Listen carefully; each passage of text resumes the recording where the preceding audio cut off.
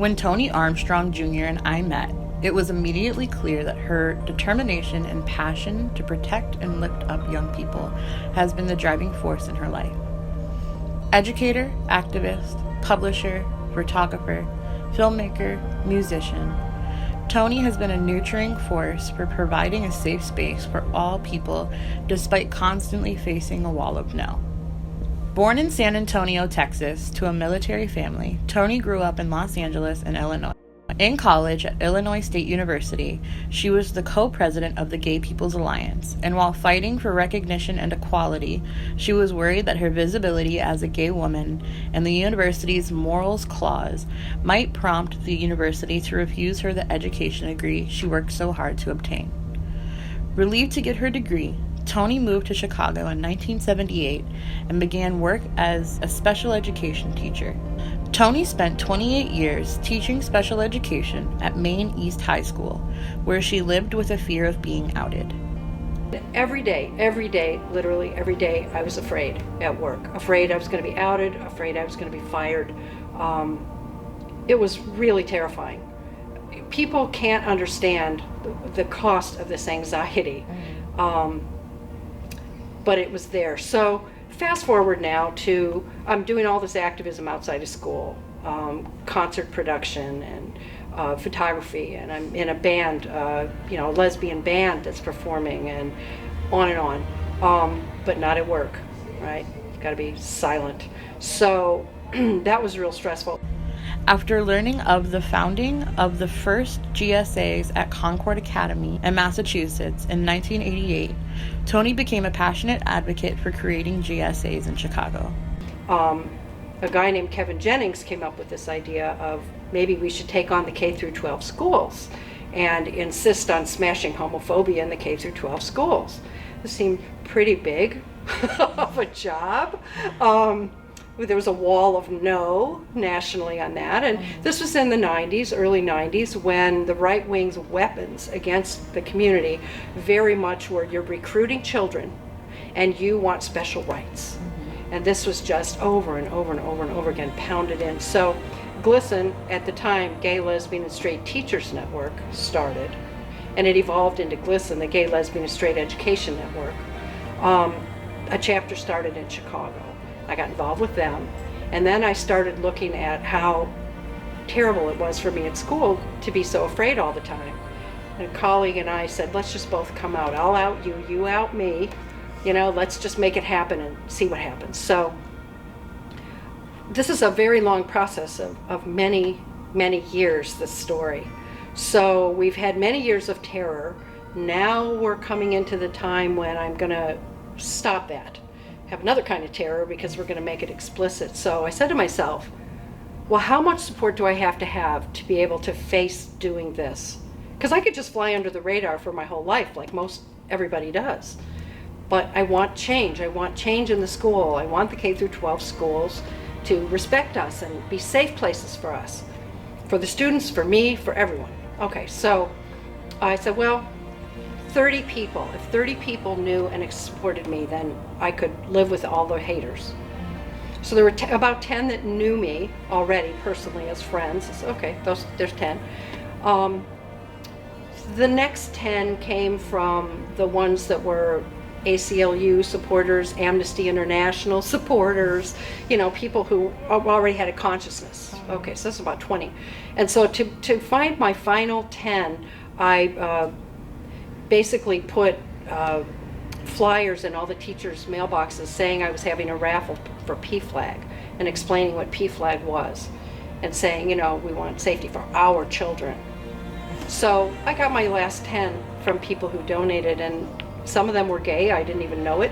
Some of them were just parents who were cool, So then we really started in earnest with this mission of starting gay straight alliances. New idea, not happening in the schools. The first one was in Chicago, and our GLSEN chapter was very split.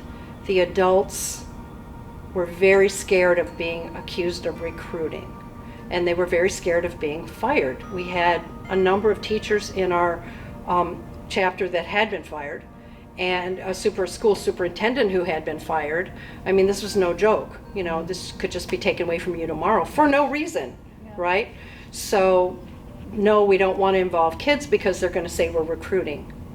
So a couple of us didn't feel that way. We felt like if it wasn't multi-generational, it was not ever going to work. Yeah, exactly. Or be right, you know? So where do you find anybody? There's no social media yet. There's no network yet. Where do you begin? So what I did was I made flyers, old-fashioned flyers, and I got them Xeroxed, you know, that said I'm having a youth leadership summit for gay and lesbian, bi and trans students at DePaul University, which is a Catholic university in Chicago, on such and such a date. And I made hundreds of copies and I mailed them at my own expense to every social worker in every school in the city and in the suburbs. And we got maybe 12, maybe 15 students, the social workers collectively knew students. And we had our first youth leadership network meeting. And my goal at the time, coming out of women's music and watching the whole, you know, do-it-yourself kind of thing, my goal was to bring together student leaders. I was not trying to have a big event where lots of people come. I wanted leaders, leaders, leaders, and that's who we had. So we ended up doing this twice a year at DePaul. The students could say to their parents, I'm going to a youth leadership summit with students from other schools, all true, at DePaul University, a nice Catholic university, very respectable, all true, you know? So we didn't ask them to lie to participate if they weren't out to their parents. So once these students came together, they were comparing what was going on in their schools. Oh, well, I got our bulletin board for Gay and Lesbian History Month. Oh, really? Oh, well, I have a think piece in our student newspaper. Oh, well, oh. So all these things, comparing notes, they all went out like a little army. And every time it got bigger and bigger.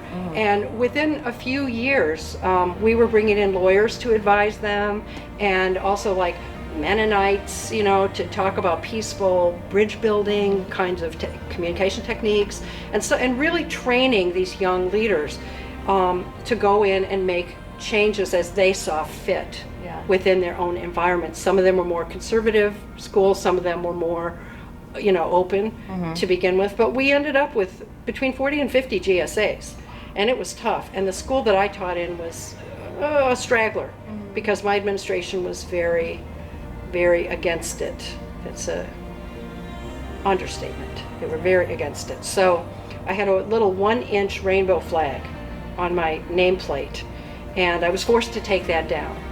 And my boss did not want to make me take it down, but his boss made him tell me that had to come. We're sending the wrong message. I said, but the message is to any gay student or any gay parent or a parent of a gay student that there's some recognition that we exist, right? He goes, I know, but you gotta take it off. Okay. I'm not a good person to push. That was the end, huh? No, this was a big turning point for me. I cried doing it out of anger and frustration because I'm asking so little. I'm asking you to let me have a 1-inch flag somewhere in this school. So I will speed up this story to say I was very motivated and others were very motivated. We ended up having all the GSAs have the dance at our school, so our entire cafeteria is festooned with rainbow flags and rainbow balloons and whatever. And we got the biggest display case in the school for Gay and Lesbian History Month every year. Oh, the Christians were infuriated, and they ended up demanding to have it for Christmas because they need to tell us what Christmas is. Okay, fine, have it. I want it in October. You can have December. Toni's activism grew stronger and bolder as she began to tackle the fear and ignorance that permeated the Chicago school system. Without a guidebook, she instinctually forged a path to create safe spaces for both students and educators. Toni had been inspired by lesbian activist Barbara Giddings, whom, as a young girl, she saw on television. They became friends, and Giddings, who was responsible for pre-Stonewall protests for equality, strengthened Toni's resolve to fight not for tolerance or acceptance, but celebration. After organizing a vast network of GSAs in Chicago, I asked Toni, what would a compass or GSA be to her as a young woman struggling to find herself in the world? That would have speeded things up tremendously. Yeah. When I was really, really young, I look back and it's like I used to love the Mickey Mouse Club. Why? Because Annette Funicello was on, and she was this hot older woman. She was probably 11. Okay, I'm looking back at these things now. I was really little, and I couldn't wait to see her every day. You know what I mean? And my mom used to kid around. Oh, she just loves that Mickey Mouse Club, And even then I knew somehow not to tell her why. I don't know why. Okay, but to have somebody bring me to the youth group at Compass when I was 14 would have saved me, I think, so much agony, so much anxiety. My first girlfriend was when I was 17. She was also 17. It was the perfect coming out. Neither of us were experienced. No one was bringing the other one out. None of that kind of stuff. It all was very slow and romantic and fantastic, Maybe that would have happened a few years earlier had I been able to go to a high school where there was a GSA. I certainly spent my high school years looking desperately for anyone who was remotely gay.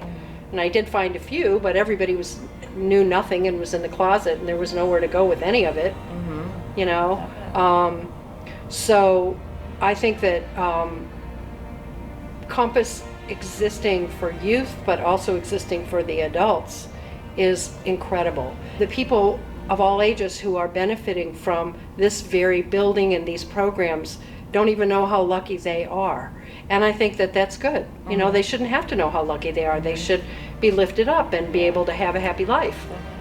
That's the thing. I think that there's so much happiness that was missing from my growing up because there was simply nothing and no one and no books. Yeah, it was solitude in a way. It was solitude in a way, right. Toni defines the word mentor. She is a teacher in every sense of the word. Her honesty, passion, and uplifting encouragement is inspirational and awe-inspiring. Toni's lasting impact is not only creating a safe space for a generation of young people, but building bridges and connections to guide people to live their best lives. Through journalism, music, photography, education, and activism, Toni has used skill and courage to create a place for us in this world. Thank you, Toni, for your love, compassion, and for standing up and giving a voice for all of us. You are an inspiration for providing shoulders on which we all proudly stand.